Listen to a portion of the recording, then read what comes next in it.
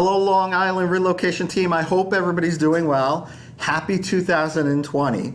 2019 was a spectacular year for us and everybody performed well. Thank you so much to everybody that contributed to making it a successful year. Cardis is still calculating the numbers, and as soon as they send us our final results, I'll be sure to let everybody know. So let's focus now on 2020 and what we can do to get even stronger. What I notice is that we are falling behind in our updates and our timeliness of our updates, and there's really one easy way to stay on top of all of that. You have a e-relocation button that's on your desk. If you go to My CB Desk and log in there, right on your desk is an e-relocation button. Click on that and you'll be directed to a page that looks like this.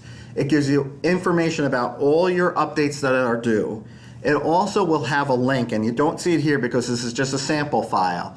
But if you look at the updates due section, it'll list the files that the updates are due on, and then there will be a link for you to actually do that update. This is a real easy way to plan out when those updates are due.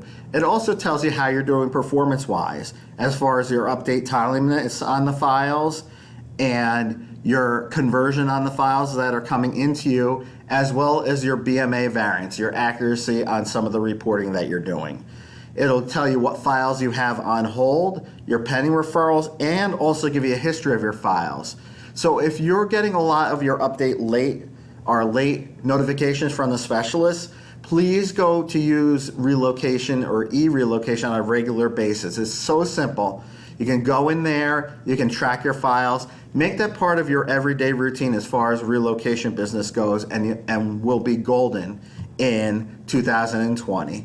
So thank you very much for your time. Again, thank you for a spectacular 2019. 2020, I also received good news that I will be able to get out to Long Island more. I got approval for more travel to come out there, so I will make sure that I am out there as often as I possibly can be. Again, thank you for all that you're doing, and have a spectacular day.